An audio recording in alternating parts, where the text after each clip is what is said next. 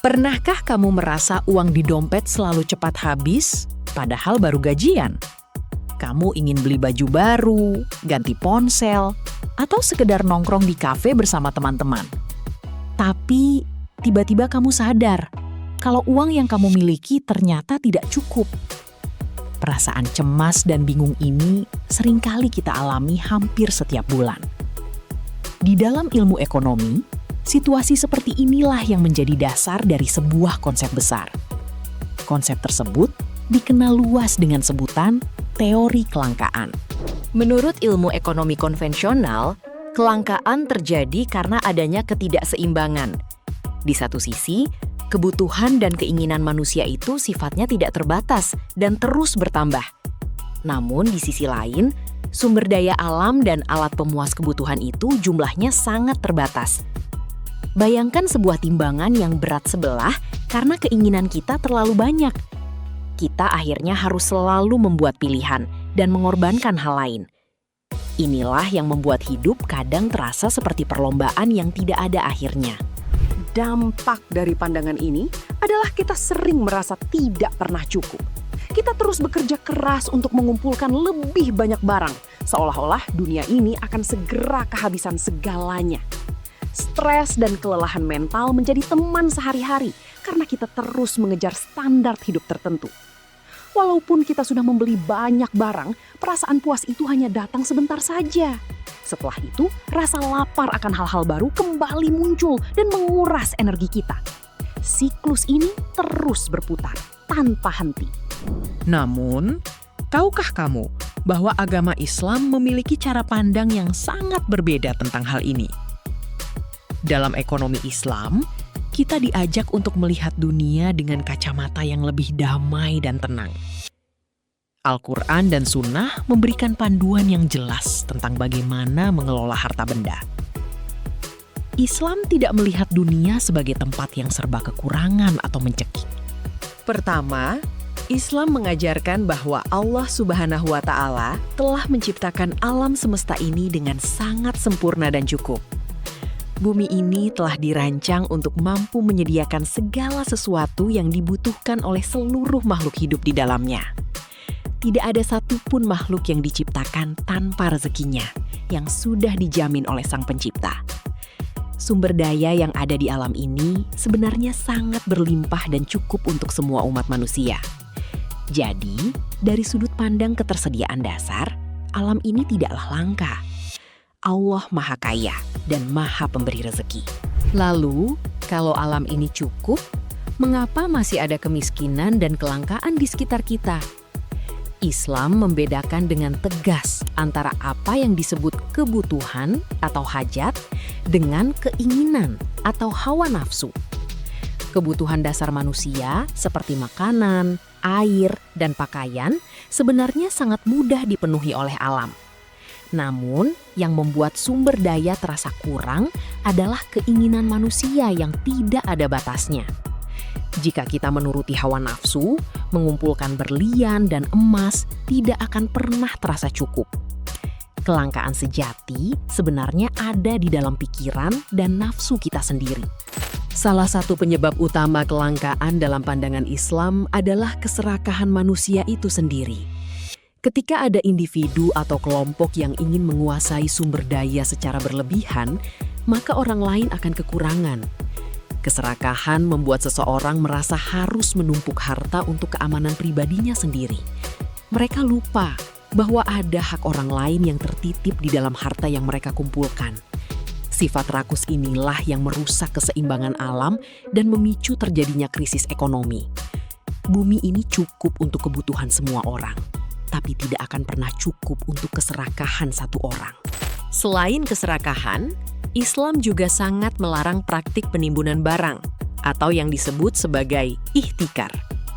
Penimbunan terjadi ketika seseorang sengaja menyembunyikan barang-barang kebutuhan pokok agar harganya melonjak drastis. Praktik curang ini menciptakan kelangkaan buatan di pasar yang sangat menyengsarakan masyarakat kecil. Islam mengutuk keras tindakan manipulasi pasar seperti ini karena mengorbankan orang banyak demi keuntungan pribadi.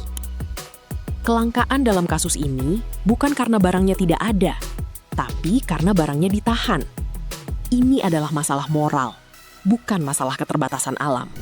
Penyebab lain dari kelangkaan adalah distribusi kekayaan yang sangat tidak merata di tengah masyarakat.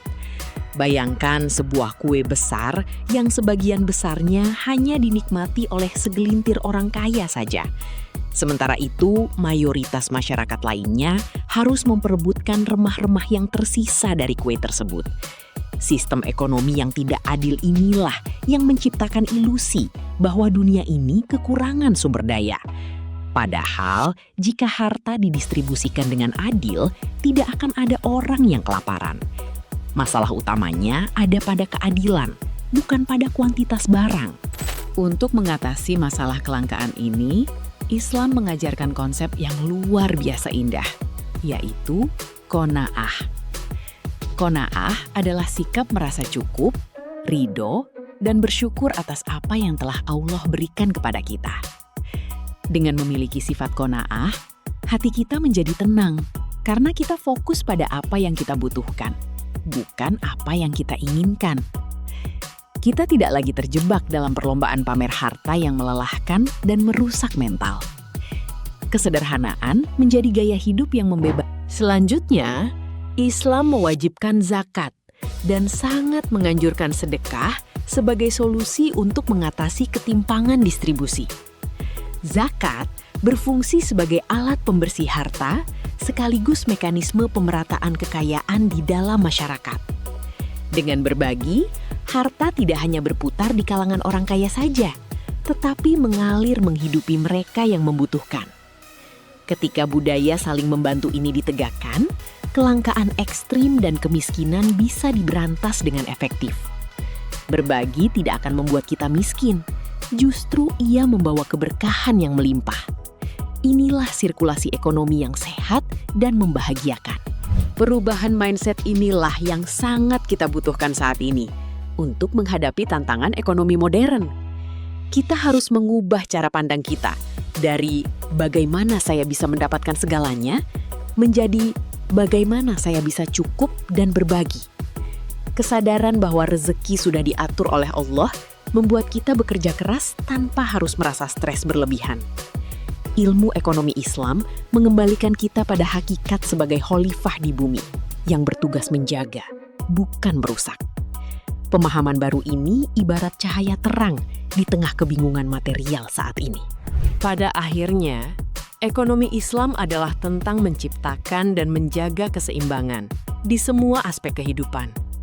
Keseimbangan antara mengejar urusan dunia dan mempersiapkan bekal untuk akhirat nanti.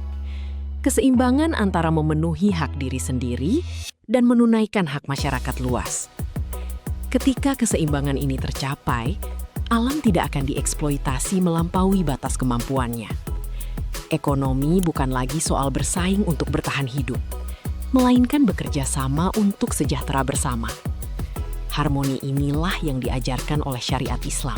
Mari kita mulai mempraktikkan nilai-nilai ini dari diri kita sendiri melalui langkah-langkah kecil. Belilah barang sesuai dengan kebutuhan fungsionalnya, bukan semata-mata karena gengsi atau mengikuti tren sesaat. Rawatlah apa yang sudah kita miliki dengan baik agar lebih awet dan tidak cepat membuang barang. Tumbuhkan kepedulian terhadap lingkungan dan sesama manusia di sekitar kita. Dengan begitu, kita telah berkontribusi nyata dalam mencegah kelangkaan dan kerusakan di muka bumi. Hidup hemat dan bijaksana adalah wujud syukur kita kepada Tuhan. Itulah pandangan mendalam ilmu ekonomi Islam mengenai teori kelangkaan yang sering kita dengar. Semoga penjelasan singkat ini bisa mengubah cara kita memandang harta dan mengelola keuangan sehari-hari. Jika kamu merasa video ini bermanfaat dan membuka wawasan baru, jangan ragu untuk menekan tombol like. Jangan lupa juga untuk subscribe ke channel ini agar tidak ketinggalan video edukasi menarik lainnya. Terima kasih sudah menonton sampai akhir dan sampai jumpa di pembahasan selanjutnya.